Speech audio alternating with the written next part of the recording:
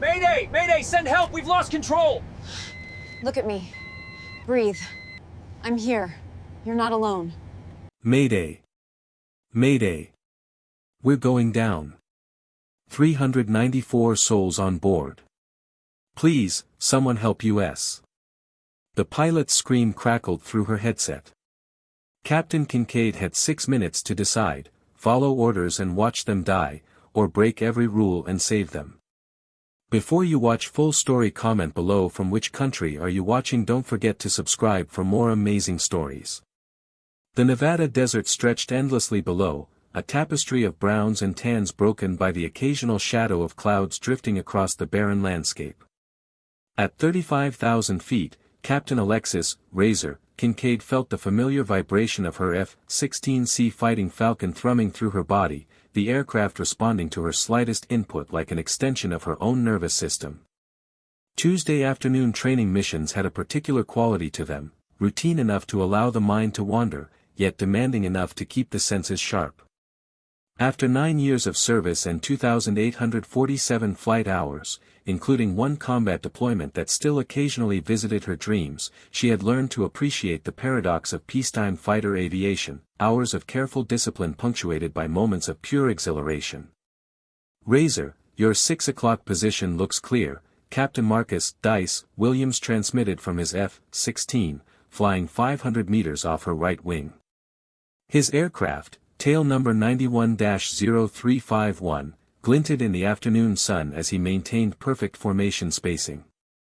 Want to run that intercept drill again or call it a day? I'm thinking about that steak special at the commissary tonight.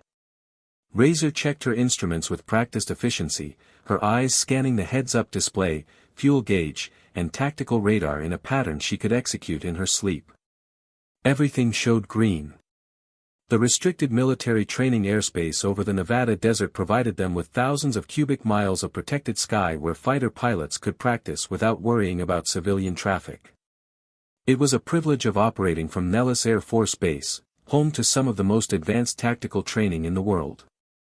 Let's do one more, Dice, she responded, banking her F-16 gently to the left to set up their next maneuver.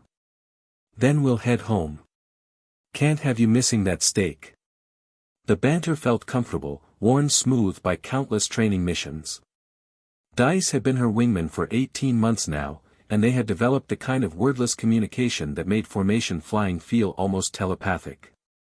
She knew he would anticipate her movements before she made them, would position himself exactly where he needed to be without excessive radio chatter. That kind of trust didn't come easy in fighter aviation, where egos often ran as hot as afterburners, but Dice had proven himself reliable in ways that mattered. He followed procedures, kept his aircraft in proper position, and never tried to be a cowboy. In a profession where creativity could get you killed, reliability was the highest compliment. Razor keyed her radio to coordinate with ground control. Nellis approach, Razor 1 flight, requesting clearance for tactical intercept drill, same airspace, Angels 3-5. The response came back crisp and professional from the controller sitting in an air-conditioned room back at base, monitoring dozens of aircraft on radar screens that painted the sky in shades of green and amber. Razor 1 flight, Nellis approach, cleared for intercept drill, maintain current airspace, report completion. The military frequencies hummed with the controlled chaos of a major training base, other pilots calling positions, controllers coordinating airspace, the constant background symphony of American airpower preparing for missions they hoped would never come. Her call sign, Razor, had been earned during undergraduate pilot training 7 years earlier, when an instructor had watched her execute a series of precision maneuvers with tolerances measured in meters rather than the usual tens of meters. That was razor sharp, Kincaid, he had said over the radio, and the name stuck. It suited her personality as much as her flying style.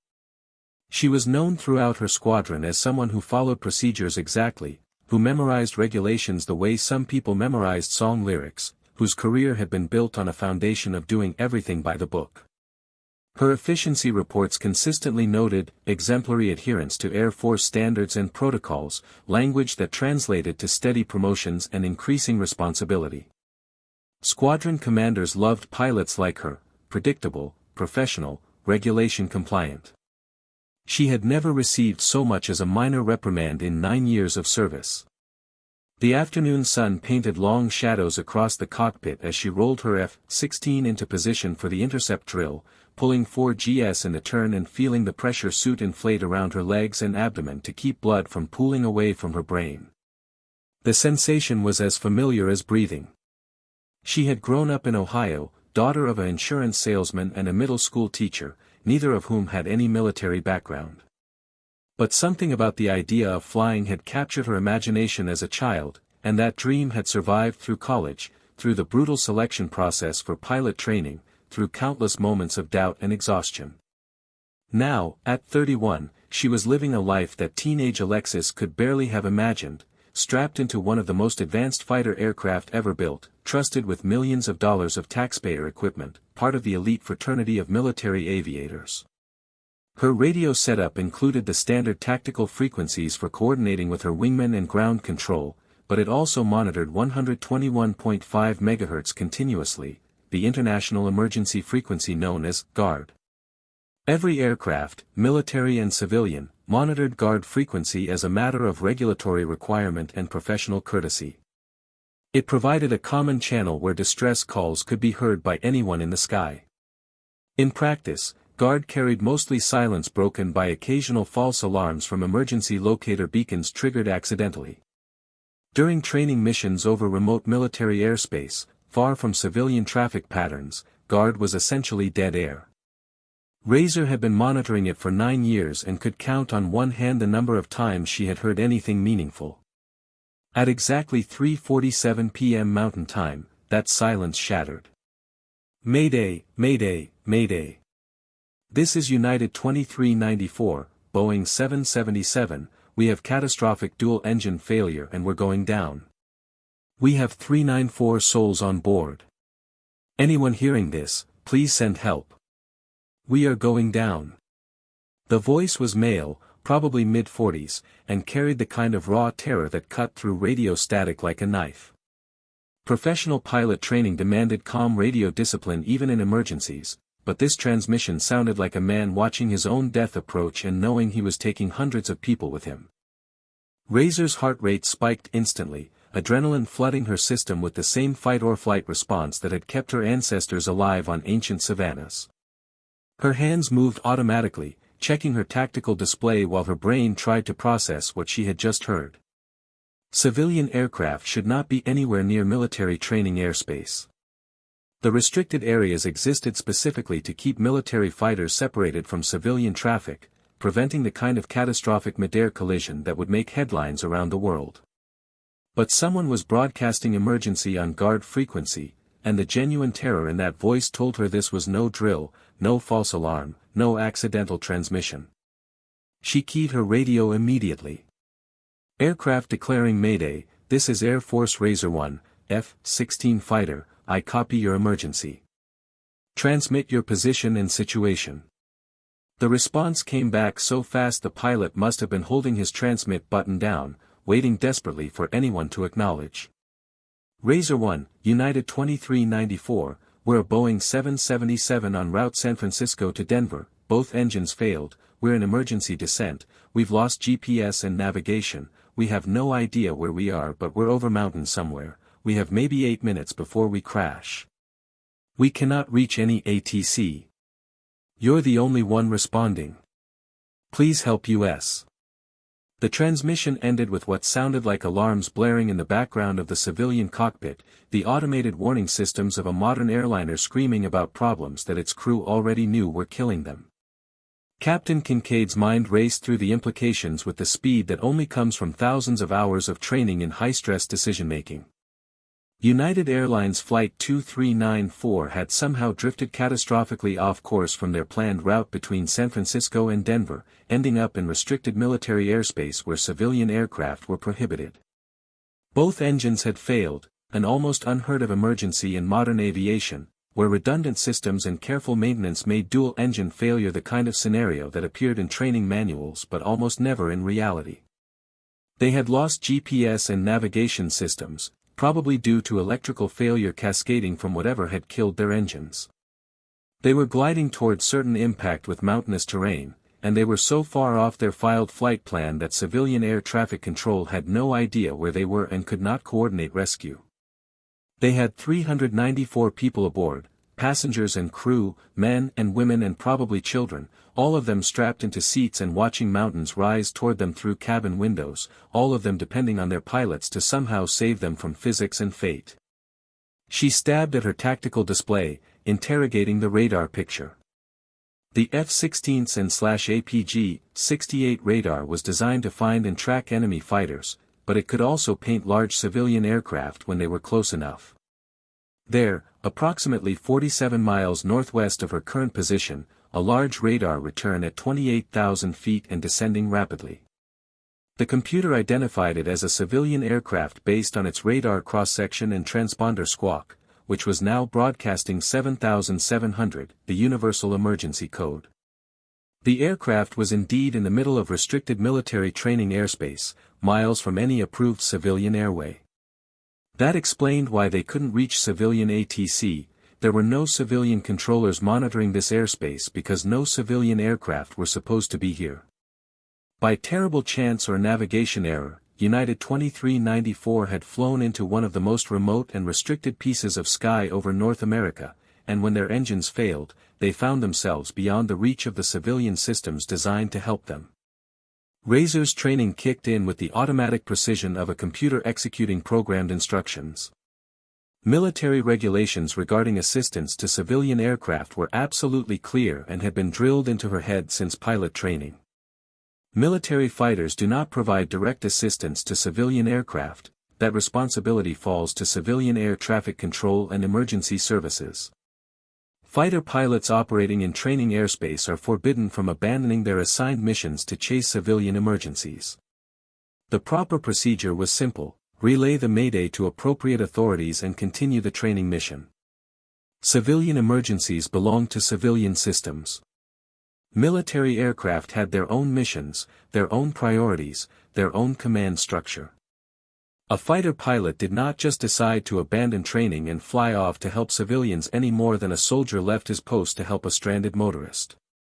That wasn't callousness, it was discipline, the fundamental principle that made military organization function. She transmitted to Nellis' approach, her voice steady and professional despite the adrenaline singing in her veins. Nellis, Razor 1, I'm picking up civilian mayday on guard, Boeing 777 with dual engine failure in our training space, squawking emergency, showing 47 miles northwest of my position, Angels 28 and descending rapidly. Requesting you coordinate with civilian ATC for emergency response. She kept her tone neutral, factual, exactly as regulations required. This was now Nellis' approach's problem to solve through proper channels. The response came back after a pause that felt like hours but was probably less than 10 seconds. Razor 1, Nellis approach, copy your traffic. We're not showing any civilian aircraft on our scopes in restricted airspace. Stand by, coordinating with Oakland Center. Continue your training mission. We'll handle the civilian emergency through proper channels. The controller's voice carried a note of confusion. Civilian aircraft in restricted military airspace wasn't supposed to happen, and when impossible things did happen, it took time to figure out how to respond. Time to contact civilian controllers, time to coordinate search and rescue, time to establish communication with the emergency aircraft through civilian frequencies, time that United 2394 did not have. The United captain's voice crackled through her helmet again, more desperate now, fighting to maintain professional composure while his aircraft fell out of the sky. Razor 1, we're passing through 24,000 feet, descent rate is 2,800 feet per minute, we can see mountains below us, we're going to crash in maybe 6 minutes. Are you sending help? Can anyone help us? In the background she could hear what sounded like flight attendants making announcements to passengers, voices trying to sound calm while delivering instructions for a crash landing that everyone knew would probably kill them all. Razor keyed her radio, choosing words carefully, trying to provide reassurance she wasn't sure she could deliver. United 2394, rescue coordination is being handled by appropriate authorities. Help is coming. But even as the words left her mouth, she knew they were a lie. Not a deliberate deception, but a lie nonetheless, the kind of comforting falsehood that people tell when the truth is too terrible to speak. Civilian rescue systems were designed for emergencies that happened in controlled airspace, where radar tracked every aircraft, where communication was constant, where search and rescue could be coordinated with precision. This emergency was happening in the middle of nowhere, miles from the nearest civilian airport, in airspace where civilian rescue didn't routinely operate. Coordinating response would take time to locate the aircraft precisely, time to scramble rescue helicopters, time to brief emergency crews, time to establish command and control. In 6 minutes, United 2394 would be a smoking crater in the Sierra Nevada wilderness, 394 bodies scattered across mountainous terrain, and rescue services would still be trying to figure out exactly where to look. Her wingman's voice cut through her thoughts, professional but concerned. "Razor, we need to stay on mission. Regs say civilian emergencies aren't fighter pilot problems. Let the system handle it. That's what the system is for." Dice was right, absolutely right, speaking the wisdom of military doctrine and proper procedure. Fighter pilots didn't chase civilian problems because the military couldn't function if every pilot decided to abandon their mission whenever something dramatic happened elsewhere. There were proper channels for everything, proper authorities, proper procedures. The system worked because everyone stayed in their lane and did their assigned job. A fighter pilot's job was to fly fighters according to military orders, not to play hero for civilians. She could hear her squadron commander's voice in her head, echoing from countless briefings and training sessions. Lieutenant Colonel Sarah Chen ran the 64th Aggressor Squadron with an iron fist wrapped in professionalism, and her philosophy was simple: military fighters don't chase civilian problems. We have our mission, they have theirs. You follow your orders, execute your assigned task, and trust that other people are handling their responsibilities. The moment pilots start deciding for themselves which rules to follow and which to ignore, military discipline collapses. And without discipline, we're just cowboys with expensive airplanes. Chen had made her career by following regulations precisely, by running a squadron where every pilot knew exactly what was expected and exactly what would happen if they deviated. Razor had thrived under that leadership because it matched her own personality: do the job right, follow the rules, earn respect through competence and reliability. But now, with her hands on the controls of her F-16 and the desperate voice of a civilian captain in her ears, the rules suddenly seemed inadequate to the moment. She ran rapid calculations in her head, drawing on knowledge accumulated through thousands of hours in cockpits and classrooms. The Boeing 777 was descending at 2,800 feet per minute from 24,000 feet.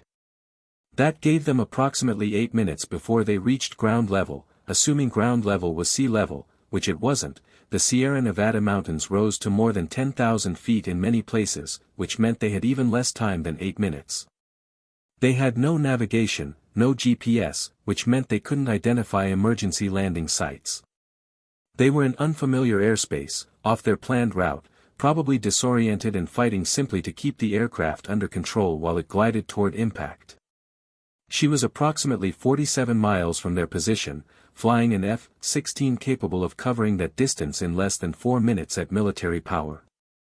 Her fighter had advanced navigation systems, terrain mapping radar, GPS-guided displays that could identify every road, every dry lake bed, every possible emergency landing site within 100 miles. She had clear radio communication with the civilian aircraft, she had the training to coordinate emergency procedures, and she was the only person in position to provide immediate assistance before the 777 crashed. Civilian rescue would arrive eventually, but eventually meant minutes or hours, and United 2394 had maybe 6 minutes left before physics killed everyone aboard.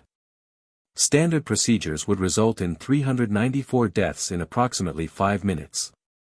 That thought crystallized in her mind with absolute clarity, cutting through the fog of training and doctrine and regulations. If she followed the rules, if she stayed on her assigned mission, if she trusted the system to handle the civilian emergency through proper channels, then 394 people would die while she flew formation drills 50 miles away. The system wasn't designed for emergencies this remote, this sudden, this catastrophic. The system assumed there would be time for proper coordination. There was no time. She keyed her radio and spoke words that would change her life forever. United 2394, I'm coming to you. I'm going to find you landing terrain and guide you down. Hold your current heading. Her voice sounded steady in her own ears, almost calm, as though she were announcing a routine change in flight plans rather than committing career suicide. Some part of her brain, the part still desperately clinging to regulations and proper procedure, screamed that this was insane. Another part, deeper and more fundamental, knew this was the only choice that wouldn't haunt her for the rest of her life. Dice's response came instantly, shock clear in his voice despite years of training to maintain composure. Razor, what are you doing? We're ordered to stay on mission. You can't abandon training to help civilians, that violates like 10 different regs. They'll crucify you for this. He wasn't exaggerating. Abandoning an assigned military mission without authorization violated multiple articles of military justice. Ignoring direct orders violated more. Unauthorized deviation from approved flight plans, improper coordination with civilian aircraft, failure to maintain proper communication with ground control, the charges would pile up like snow in a blizzard. She didn't hesitate. Dice, 394 people are about to die. I'm going. You can report me later. She rolled her F-16 into a hard bank, pulling 6 gs, the pressure suit squeezing her body as she pointed her nose toward the northwest and the descending civilian aircraft. Her vision narrowed slightly from the G-forces, the edges of her peripheral vision graying, but her training kept her breathing properly, kept her conscious, kept her in control. Nellis' approach exploded over the radio, the controller's voice carrying both authority and disbelief. Razor 1, you are not cleared to deviate from training mission to assist civilian traffic. Return to training area immediately. That's an order. The transmission carried the weight of military command structure, the authority of superior officers, the threat of consequences that could end careers and result in court-martial. Every instinct trained into her over 9 years of service screamed at her to comply, to follow orders, to trust the system. She pushed her throttle to military power, feeling the General Electric F-110 engine respond instantly, accelerating her F-16 towards 600 knots. Nellis, Razor 1 is pursuing civilian emergency aircraft. I'm violating orders. I accept responsibility. Razor 1 breaking formation. The words felt surreal, as though someone else were speaking them, but her hands were steady on the controls. Behind her, she knew, Dice would be watching her aircraft pull away, probably cursing, probably already wondering how to explain this in his incident report. Ahead of her, somewhere in the vast Nevada sky, 394 people were falling toward death. The miles disappeared beneath her at 10 miles per minute, the ground blurring into abstraction at 600 knots. Her radar tracked the civilian aircraft, now at 21,000 feet, still descending at nearly 3,000 feet per minute, the glide rate of an aircraft far too heavy to truly fly without engines, falling with the inevitability of a dropped stone. She ran more calculations, her mind working with the cold precision that had earned her call sign. A Boeing 777 had a glide ratio of approximately 15:1 at best speeds, meaning it could travel 15 miles forward for every mile of altitude lost, assuming optimal conditions and proper airspeed management. From 21,000 feet, with terrain rising to meet them, they had maybe 10 to 12 miles of glide distance remaining. That wasn't much, not enough to reach any major airport, probably not enough to reach any paved runway at all. She covered the distance in 3 minutes and 40 seconds, arriving with enough fuel remaining to orbit for 30 minutes if necessary. Visual acquisition came at 5 miles, the massive Boeing 777 stood out against the desert floor like a whale swimming through air, sunlight glinting off its aluminum skin, both engines clearly visible and equally clearly dead, the massive turbofans windmilling uselessly in the airstream. She had never seen a civilian airliner up close in flight, never flown formation with anything larger than another fighter. The 777 looked impossibly huge, more than 4 times the length of her F-16, carrying hundreds of people in a pressurized tube that was now gliding toward catastrophic impact. She maneuvered her fighter into formation alongside the civilian airliner, something fighter pilots never did, something regulations specifically prohibited, flying formation with a commercial aircraft full of passengers. Through the cockpit windows of the 777 she could see the pilots, two figures in white shirts working frantically at their controls, trying to coax maximum glide distance from an aircraft that had become the world's worst glider. The massive aircraft wallowed in the air, slow and unresponsive compared to the knife-edge precision of her fighter. She throttled back to match their speed, feeling her F-16 protest at flying so slowly, so far from its natural element of speed and agility.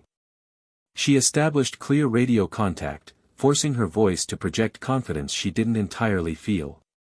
United 2394, I have you visual.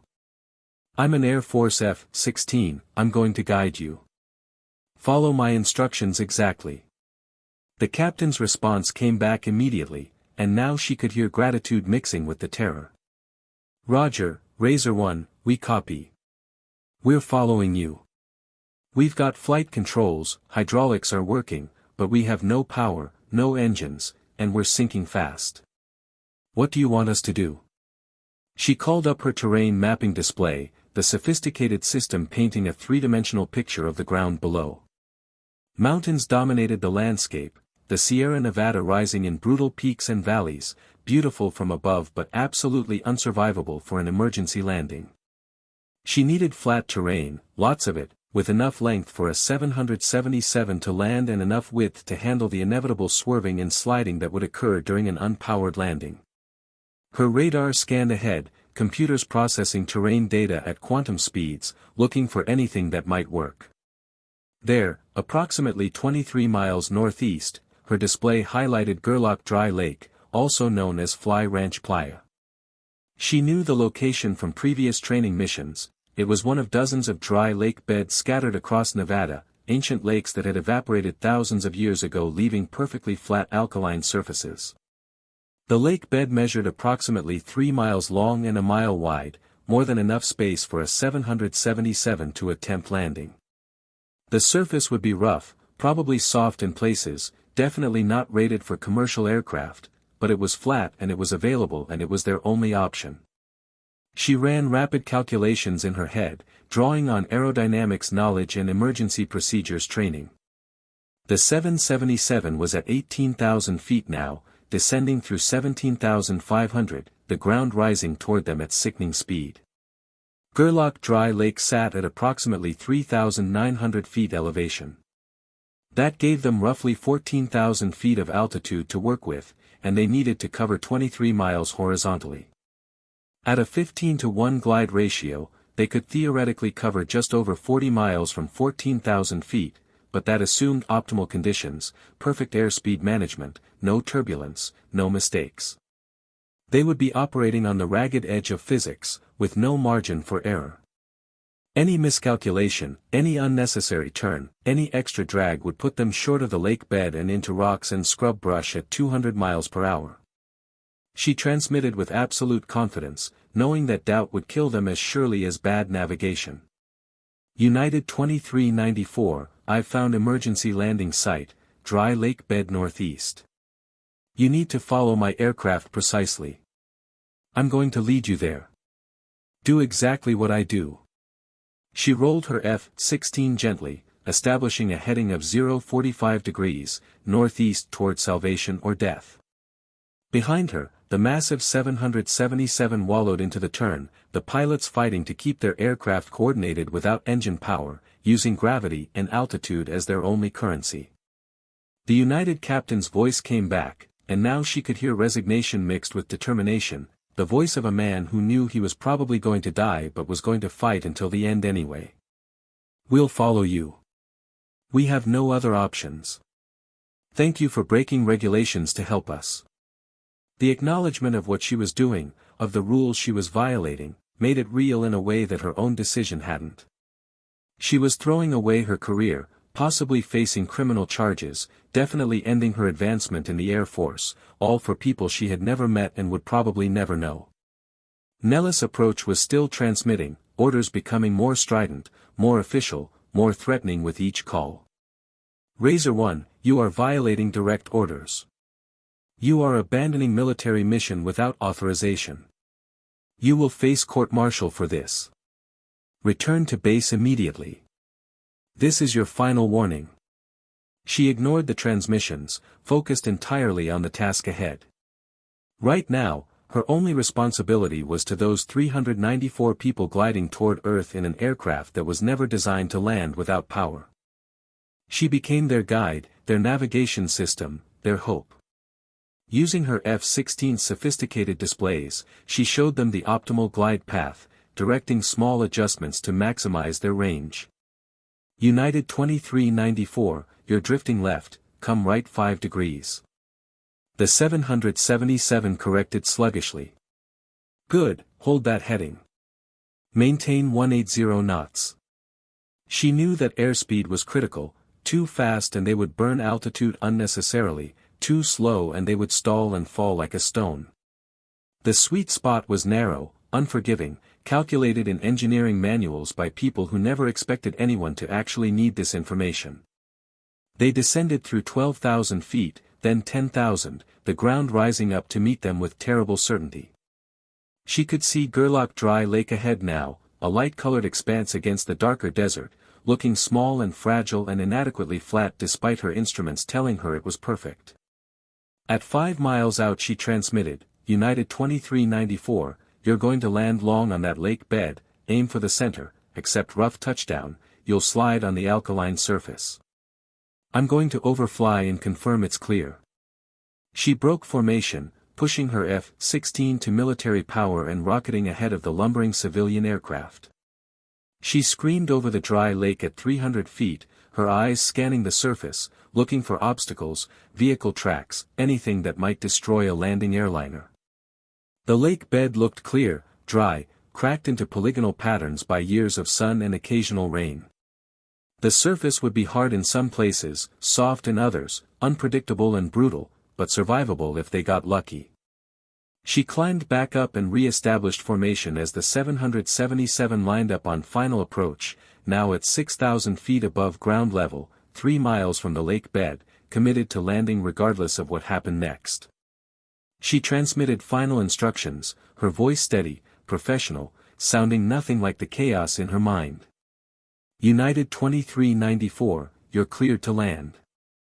Flare normally, accept firm touchdown, keep your wings level. You can do this. The captain responded simply, thanks, Razor. See you on the ground. She watched from overhead as the massive airliner descended toward the dry lake, gear extended, flaps down, configured for landing like it was approaching San Francisco International instead of a primitive alkaline flat in the middle of nowhere. The 777 crossed the threshold at 160 knots, 50 feet above the lake bed, the pilots pulling back on the yoke to flare, trading speed for lift in the final seconds before impact. The main gear touched first, sinking into the soft alkaline crust, dust exploding in massive clouds, the aircraft bouncing once, twice, settling onto its nose gear, reversers deployed uselessly without engine power, the massive aircraft sliding and skidding across the lake bed at 100 miles per hour. For terrible seconds it looked like the 777 would dig in and cartwheel, the nose gear plowing through soft spots, the aircraft yawing left and right as different wheels found different surfaces. But the pilots held it together, working rudder and aileron, keeping the wings level, letting momentum bleed off naturally against friction and drag. The aircraft slid for nearly a mile before finally coming to rest in a cloud of white alkaline dust, sitting upright, intact, survivable. Razor orbited overhead, watching as emergency doors opened and slides deployed, passengers evacuating onto the desert floor. From her altitude they looked like ants fleeing a disturbed hill, hundreds of people emerging from the aircraft and moving away from it, following emergency procedures, alive when they should have been dead. She counted exit points, watching the evacuation proceed, making sure no fire erupted, no secondary disaster turned survival into tragedy. When she was satisfied that everyone was clear and safe, she transmitted to Nellis, Razor 1. United 2394 is on the ground, all souls survived, aircraft intact, no fire, passengers evacuating. I'm RTB. Return to base. Return to face whatever consequences waited. The flight back to Nellis felt longer than it was, every mile weighted with the knowledge of what she had done and what it meant. She ran through the regulations she had violated, tallying them like items on a grocery list. Abandoning assigned training mission without authorization, check. Violating direct orders from ground control, check. Unauthorized deviation from approved flight plan, check. Improper coordination with civilian aircraft, check. Operating fighter in proximity to civilian aircraft without clearance, check. Failure to maintain proper communication with military command, check. The list went on. Any single violation would result in administrative punishment. Multiple violations meant possible court-martial, dishonorable discharge, the end of everything she had worked for. She landed at Nellis 40 minutes after departing, her fuel gauge showing reserves that would have made her instructors proud. Even in crisis, she had maintained proper fuel discipline. She taxied to her squadron's ramp, shut down the engine, and sat in the cockpit for a long moment, listening to the cooling tick of hot metal, knowing that her life as she knew it was over. When she finally climbed down from the cockpit, her squadron commander was waiting, along with two officers she didn't recognize wearing military police armbands and carrying tablets that probably contained her charges.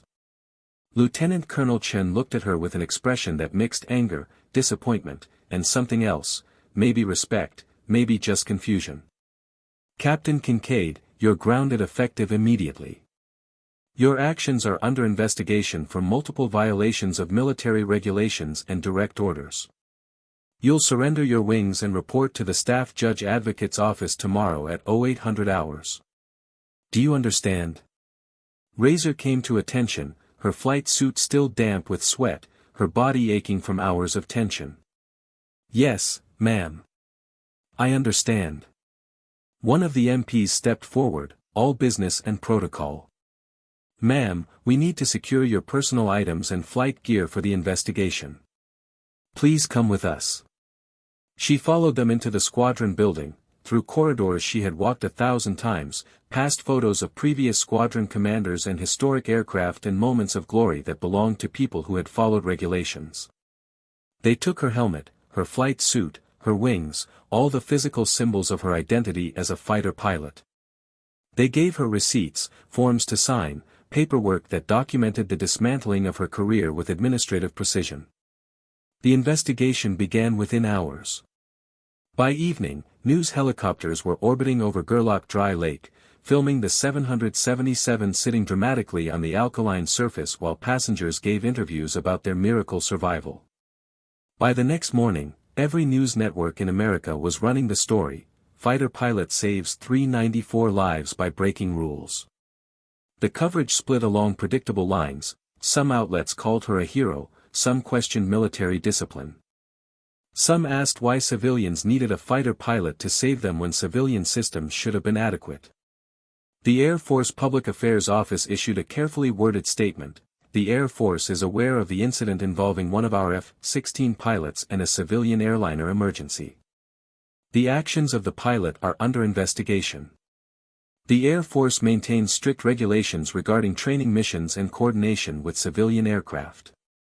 These regulations exist to ensure safety and operational effectiveness. We are reviewing all aspects of this incident and will take appropriate action when the investigation is complete. The statement said everything and nothing, buying time while lawyers figured out how to handle a situation nobody had anticipated. The investigation board convened 3 days later in a conference room at Nellis, 5 senior officers sitting behind a long table, their rank insignia glinting under fluorescent lights.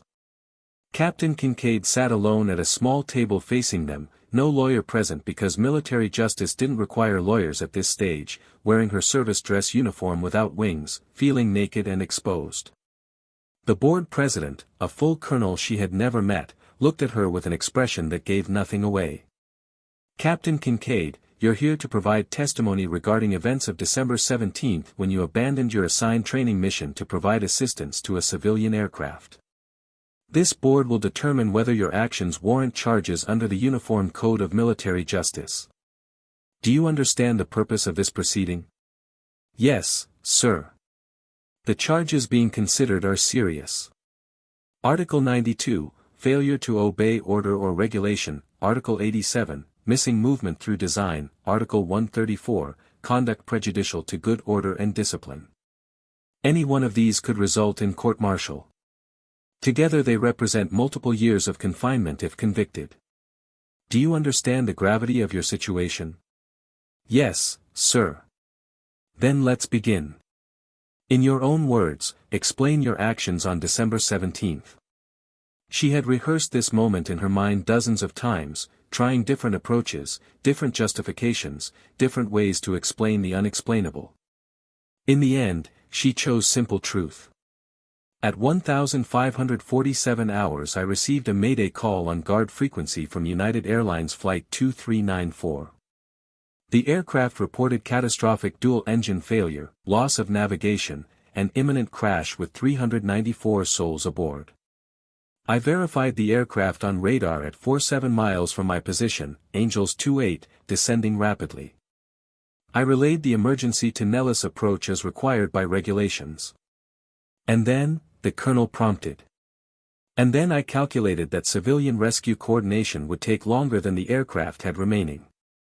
They were approximately 6 minutes from impact. Rescue helicopters couldn't reach them in time. Civilian ATC had lost their position. I was the only asset in position to provide immediate assistance. So I broke formation and flew to intercept them. Despite direct orders from ground control to remain on mission. Yes, sir. Despite your training that military fighters don't assist civilian aircraft. Yes, sir. Why? She met his eyes directly. Because 394 people would be dead if I had followed procedures, sir. Military regulations don't account for situations where civilians are dying and fighters are the only asset in position to help immediately. The system wasn't designed for an emergency this remote, this sudden, happening in restricted airspace where civilian rescue couldn't coordinate fast enough.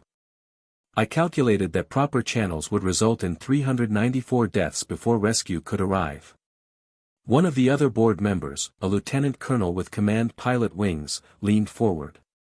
Captain, regulations exist for a reason. If every pilot decides for themselves when to follow orders and when to ignore them based on their personal judgment, military discipline collapses. How do you respond to that? I agree, sir. Regulations exist for good reason. Military effectiveness depends on discipline and following orders. I violated multiple regulations. Every charge being considered is accurate. I ignored direct orders from ground control. I abandoned my assigned training mission. I acted outside my authority. I did all these things knowingly and deliberately. Then you admit you were wrong. She paused, choosing her words carefully. I admit I violated regulations, sir. Whether I was wrong is a different question. I believe regulations should be followed except in the most extreme circumstances where following them would result in catastrophic loss of life that could be prevented by immediate action. This was that circumstance. I accept whatever punishment the Air Force deems appropriate, but if I faced the same situation again, I would make the same decision. Some situations are unthinkable until they're happening, and then the unthinkable becomes the only moral choice. The board president made notes on his tablet, his expression unreadable. You understand that this reasoning, if accepted, would allow any pilot to violate any regulation by claiming emergency circumstances? No, sir, I don't believe it would. This wasn't a matter of convenience or preference. This was 394 people with 6 minutes to live and me being the only person who could help them in time. That's not a situation that occurs regularly. Most regulations exist for good reason and should be followed. But I believe there must be room for human judgment in truly extraordinary circumstances. Another board member spoke, a female colonel who had been silent until now. Captain Kincaid, you had a stellar record before this incident. 9 years without a single reprimand. Efficiency reports consistently excellent. You were considered a model officer. Why throw all that away for civilians you'd never met? The question struck deeper than any of the others, touching on something Razor herself had wrestled with in the days since the incident. Ma'am, I didn't plan to throw away my career. In the moment, I wasn't thinking about my record or my future. I was thinking about 394 people falling out of the sky. I became a military officer to serve and protect. I took an oath to support and defend. Those passengers were Americans falling toward death in American airspace, and I had the ability to help them when no one else could. If my oath means anything, it means I act when action is required, even if there are consequences. The board president closed his folder. Captain Kincaid, this board will deliberate and make recommendations to the convening authority. You're dismissed. Remain available for further testimony if required. She stood, came to attention, saluted, and left the room feeling hollowed out and uncertain. The military justice system would grind forward with mechanical precision, weighing her violations against some calculus of duty and discipline that she couldn't predict. Outside the conference room, she found an unexpected visitor waiting. A man in his mid-40s wearing a civilian suit approached her, and she recognized his face from news coverage, Captain James Morrison, the United Airlines pilot who had been flying Flight 2394. Captain Kincaid. I'm Jim Morrison. I was hoping to catch you. He extended his hand, and she shook it, surprised by the strength of his grip. I wanted to thank you in person. You saved my life, my crew's lives, and 391 passengers. You did something I'll never be able to repay. She felt uncomfortable with the gratitude, the weight of his survival pressing against her uncertainty about whether she had done the right thing. I just did what seemed necessary at the time. Anyone would have done the same. No, Morrison said firmly. Anyone wouldn't have. Most people would have followed orders and let the system handle it. You chose to act. My 7-year-old daughter still has a father because you made that choice. That matters more than regulations. He pulled out a business card and pressed it into her hand. I'm testifying before your board tomorrow. I wanted you to know that before I do. Whatever they decide, you're a hero to 394 people, and we won't forget it. The next day, Captain Morrison testified before the investigation board, and his words were recorded in the official transcript. Sirs and ma'am, I'm a commercial airline pilot with 17 years of experience. I've had emergencies before, depressurization, single-engine failure, medical emergencies, and every time, the system worked. ATC coordinated, emergency services responded, everything happened according to procedures. December 17th was different. We were off course due to navigation system failure we still don't fully understand. We ended up in restricted military airspace where civilian ATC couldn't track us. When both engines failed, a 1 in a billion event that shouldn't happen but did, we were gliding towards certain death, and nobody knew where we were. He leaned forward, his voice intense. Captain Kincaid did what civilian systems couldn't do fast enough. She used military capabilities to save civilians. That's what I thought our military existed to do, protect people. She protected 394 of us when proper channels would have been writing our obituaries. I understand military discipline requires following orders. I respect that. But I also know that 394 people are alive because one officer chose to ignore orders when orders would have resulted in mass death. If that's not what we want from our military, I don't understand what we want. The testimony was covered extensively in media, creating public pressure that the Air Force couldn't entirely ignore. Opinion pieces appeared in major newspapers arguing both sides. A retired Air Force general wrote in Defense News that Kincaid's actions represented dangerous precedent that could undermine military effectiveness. A professor of military ethics at West Point wrote in the New York Times that her actions represented the best of military values, protecting the innocent even at personal cost. Social media exploded with hashtags supporting her and condemning her in roughly equal measure.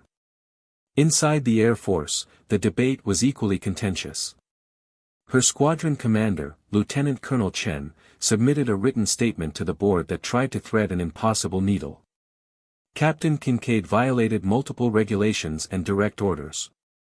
From a discipline standpoint, her actions cannot be condoned without undermining the entire basis of military order. However, I must also acknowledge that she saved 394 lives through skill, judgment, and courage. She used her training and her aircraft to accomplish something extraordinary. I believe she deserves both punishment for her violations and recognition for her results. How to balance these competing demands exceeds my wisdom, but I trust the board will find appropriate resolution. The investigation board deliberated for 2 weeks, reviewing testimony, regulations, precedents, and the impossible task of judging an officer who had simultaneously violated every rule in the book and saved hundreds of lives. Their final report was a masterpiece of military bureaucracy, acknowledging competing imperatives while making concrete recommendations. The report went to Lieutenant General Patricia Hayes, Commander of Air Combat Command, who had final authority over the disposition of the case. General Hayes made her decision 3 weeks after the incident, calling a formal proceeding at Nellis to announce it publicly. The base theater was packed with officers, enlisted personnel, and media representatives. Captain Kincaid stood at attention in her service dress uniform, still without wings, still uncertain of her future. General Hayes approached the podium, her 3 stars gleaming, her expression grave. Captain Alexis Kincaid, you stand before this command having been investigated for multiple violations of military regulations and direct orders. The investigation has concluded, and I have reviewed all testimony, evidence, and recommendations. I will now announce the disposition of this case. Hayes paused, and the room fell silent. Captain Kincaid, you violated Article 92 by failing to obey lawful orders from ground control. You violated protocol by abandoning your assigned training mission without authorization. You operated your aircraft in a manner inconsistent with your flight clearance and mission brief. These violations are serious and cannot be overlooked without undermining the discipline that makes military aviation safe and effective. Razor felt her stomach sink, knowing what was coming: court-martial, discharge, the end of everything she had built. Therefore, Hayes continued, you are hereby issued a formal letter of reprimand, which will be filed in your permanent record. This reprimand acknowledges your violations and will be considered in all future promotion and assignment decisions. You will also complete a comprehensive review of Air Force regulations regarding emergency procedures and command authority. The reprimand was serious. It would likely prevent her from ever making major, would limit her future assignments, would mark her as someone who had broken the rules in a career field that valued following them. But it wasn't court-martial. It wasn't discharge. It was punishment that acknowledged her violations while leaving her career technically intact, if damaged. General Hayes wasn't finished. However, I must also acknowledge that your actions on December 17 saved 394 American lives. You used your training, your aircraft, and your judgment to accomplish something extraordinary under conditions that allowed no time for proper coordination. You demonstrated the skill, courage, and commitment to protecting others that represents the finest traditions of Air Force aviation. Hayes picked up a small blue box from the podium and opened it. Therefore, by authority vested in me by the Secretary of the Air Force and in accordance with Air Force regulations, I hereby award you the Distinguished Flying Cross for heroism in aerial flight. The room erupted in applause, and Razor felt tears threatening despite her attempt to maintain military bearing. The Distinguished Flying Cross was one of the highest decorations for aerial achievement, awarded for heroism or extraordinary achievement in flight. It recognized that what she had done, however much it violated regulations, had been extraordinary. Hayes approached and pinned the medal to Razor's uniform, then stepped back and saluted. Razor returned the salute crisply, her mind whirling with the contradiction, officially punished and officially decorated simultaneously, her career both ended and vindicated, her actions both condemned and celebrated. Hayes leaned in and spoke quietly, her words meant only for Razor. You made an impossible choice in an impossible situation.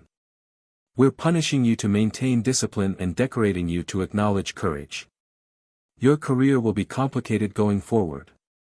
Some will see the reprimand, some will see the medal. You'll have to live with both.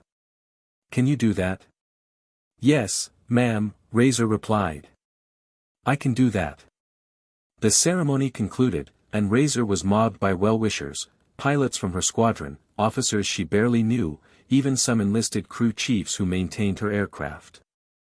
Her wingman Dice pushed through the crowd and grabbed her in a hug that violated about 6 different military customs. You crazy son of a bitch, you actually got away with it. Reprimand and a DFC, that's the most Air Force thing I've ever seen. She laughed despite herself, feeling the tension of the past weeks finally breaking. I didn't get away with anything. My career is probably over in terms of advancement. But I'm still flying, and 394 people are still breathing. I'll take that trade. That evening, she sat alone in her apartment off base, looking at the 2 pieces of paper that would define her future. The letter of reprimand, typed in official format, detailing her violations with bureaucratic precision. The citation for the Distinguished Flying Cross, equally official, describing her heroism in formal language. Both would follow her for the rest of her career, competing narratives of the same 5 minutes over Nevada desert. Her phone rang, her mother, calling from Ohio, having watched the ceremony on news coverage. Sweetie, I don't understand what just happened. Did you get in trouble or did you get a medal? Razor smiled at the question, at the confusion that reflected her own complicated feelings. Both, Mom. I got both. Turns out you can be right and wrong at the same time when the situation is complicated enough. But are you okay? Are you going to keep flying? Yeah, Mom. I'm going to keep flying. It'll be different, but I'm still here. They talked for an hour, her mother asking questions that Razor couldn't entirely answer, trying to understand how her daughter had become the center of national controversy by saving lives. When she finally hung up, Razor poured herself a glass of wine and stood on her balcony, looking east toward Nellis, where F-16s were still taking off for night training, their afterburners painting orange streaks across the twilight sky. She thought about United Flight 2394, about those terrifying minutes when 394 people had fallen toward death and she had been the only person who could help. She thought about the regulations she had violated, the orders she had ignored, the career damage she had accepted. She thought about Captain Morrison's 7-year-old daughter who still had a father, about the hundreds of other families who hadn't lost loved ones, about the choice she had made and would make again. The philosophical questions remained unresolved. When do regulations serve their purpose, and when do they become obstacles to doing what's right? How do you balance military discipline against moral imperatives? What do you do when following orders means letting people die? The Air Force had tried to answer these questions by giving her both punishment and recognition, acknowledging that some situations defied simple judgment. 3 months later, she was back in the cockpit, flying training missions under restrictions that would gradually be lifted as she proved herself again. Her call sign was still Razor, though some pilots now used it with ironic tone, referring to the sharp edge she had walked between heroism and insubordination. Her efficiency reports would never again be perfect, marked forever by the reprimand that acknowledged her violations. Her chest now carried the Distinguished Flying Cross alongside her other ribbons, a visible symbol that she had done something extraordinary. She ran into Captain Morrison one more time, at an Air Force Association conference where they were both invited to speak on a panel about military-civilian coordination. During a break, he approached her with a photograph. "I wanted you to see this," he said, handing her the picture. It showed 394 people standing in front of the Boeing 777 on Gerlach Dry Lake, taken minutes after the evacuation, everyone alive and together. That's what you saved. Not an abstract number, 394 individual human beings with families and futures. My crew keeps that photo in the break room at United. We never want to forget what you did. Razor studied the photograph, seeing faces of people she had never met but whose lives had intersected with hers for 5 desperate minutes. Children holding parents' hands, flight attendants with arms around passengers, the pilot standing in front, looking exhausted and grateful and alive. "Thank you for showing me this," she said quietly. "Sometimes it's hard to remember why I made the choices I made. This helps." "You did the unthinkable," Morrison said. "You ignored orders, violated regulations, threw away your perfect record, risked your career, all for strangers. Most people can't make that choice. Most people follow the safe path, let the system handle it, protect themselves. You protected us instead. That's what heroes do." She shook her head. "I'm not a hero. I'm a pilot who made a choice in an impossible situation. I'm still not sure if it was the right choice, or if there even was a right choice. I just did what seemed necessary at the time." "That's what makes it heroic," Morrison replied. "Heroes don't feel heroic. They just do what needs doing and accept the consequences." Years would pass, and Captain Kincaid's career would continue in complicated fashion, respected by some, viewed with suspicion by others, never entirely escaping the shadow of that December afternoon. She would eventually make Major, though it would take longer than it should have, her promotion board looking at the reprimand and the medal and trying to reconcile the contradiction. She would never make Lieutenant Colonel, the reprimand ultimately preventing her from reaching higher rank, but she would fly fighters for another 12 years before retiring with honor if not glory. The United Airlines Boeing 777, tail number N786UA, was eventually recovered from Gerlach Dry Lake, repaired at enormous cost, and returned to service. The airline added a small plaque in the cockpit commemorating the emergency landing and the fighter pilot who had guided them to safety. Flight attendants would occasionally tell the story to passengers on long flights, about the day a military fighter pilot had broken every rule to save their aircraft. The debate about Razor's actions continued in military education institutions. The case study appeared in courses at the Air Force Academy, at pilot training, in Command and Staff College. Students would argue both sides, the necessity of following orders versus the moral imperative to save lives, the importance of military discipline versus the obligation to protect the innocent. Instructors would use the case to explore impossible questions that had no perfect answers, situations where every choice carried costs and consequences. Captain Alexis Razor Kincaid never regretted her decision, though she lived with its consequences every day. The reprimand in her file served as reminder that rules mattered, that military discipline existed for good reason, that soldiers could not simply decide which orders to follow based on personal judgment. The distinguished flying cross on her uniform served as reminder that sometimes the unthinkable becomes necessary, that courage sometimes means accepting consequences, that protecting the innocent matters more than protecting careers.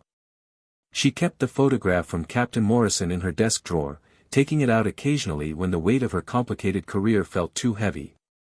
Looking at those 394 faces reminded her why she had made the choice she made, why she had violated orders and damaged her career and done something unprecedented. She had saved lives. In the end, when regulations and careers and consequences faded into abstraction, that simple fact remained: 394 people were alive who would have been dead. On clear Tuesday afternoons, when she flew training missions over the Nevada desert, she would sometimes think about that day. The desperate Mayday call on guard frequency. The impossible choice between orders and lives, the formation flight guiding a dying airliner to safety, the moment when regulation-compliant Captain Kincaid became the fighter pilot who did the unthinkable. She never knew if she had made the right choice, because impossible situations don't have right choices, they only have choices you can live with and choices you cannot. She had made the choice she could live with, and 394 people lived because of it. Everything else, the reprimand, the medal, the damaged career, the complicated legacy, was just noise around that central truth. Sometimes the unthinkable is the only right choice, and sometimes the only way to know that is to make the choice and accept whatever comes after. Years later, retired and teaching at the Air Force Academy, she would tell her students about that day, about the impossible choice and its complicated consequences. You will face moments, she would say, where the book answer conflicts with the human answer, where following orders means accepting outcomes you cannot live with. I cannot tell you what to do in those moments. I can only tell you that those moments will define you more than any perfect training mission, any flawless regulation compliance, any careful career management. Choose carefully, accept responsibility, and make sure that whatever choice you make, you can look yourself in the mirror afterward and accept what you see. The students would listen, seeing the metal ribbons on her uniform and knowing the story behind them, understanding that military service sometimes meant navigating impossible contradictions between duty and conscience, between orders and morality, between the career you want and the person you need to be. Some would take the lesson to heart. Others would dismiss it as romantic notion from someone whose career had been damaged by rule-breaking. But all of them would remember Captain Razor Kincaid, the fighter pilot who did the unthinkable and saved 394 lives, the officer who was simultaneously punished and decorated, the example of how sometimes the hardest choice is the only choice worth making. And on clear afternoons, when F-16 still streaked across Nevada skies, some pilots monitoring guard frequency would think about that day, about the mayday that shouldn't have existed and the fighter pilot who answered it anyway, and they would wonder what choice they would make if their radio crackled with desperate voices and they had seconds to decide between regulations and lives, between orders and conscience, between the unthinkable and the necessary. Captain Alexis Razor Kincaid had made her choice, and she lived with it, and 394 people lived because of it. In the end, that was enough. In December 2025, a routine training mission over Nevada became one of the most controversial incidents in modern military aviation history. Captain Alexis Razor Kincaid violated direct orders, abandoned her assigned mission, and guided United Airlines Flight 2394 to an emergency landing on a dry lake bed, saving all 394 souls aboard. She received both a letter of reprimand and the Distinguished Flying Cross, the only pilot in Air Force history to be simultaneously punished and decorated for the same action. Her case is now taught at military academies worldwide as an example of the impossible intersection between military discipline and moral imperative, asking the question that has no easy answer: when regulations conflict with conscience, what is the right choice? Captain Kincaid's response remains simple: I would make the same decision again. Some situations are unthinkable until they're happening, and then the unthinkable becomes the only choice you can live with. All 394 passengers and crew of United Flight 2394 survived. The Boeing 777 was recovered, repaired, and returned to service. Captain Morrison's daughter still has her father. And somewhere over the Nevada desert, fighter pilots still monitor guard frequency, wondering what they would do if their radio crackled with desperate voices and they had seconds to choose between orders and lives. Sometimes the unthinkable is the only right choice.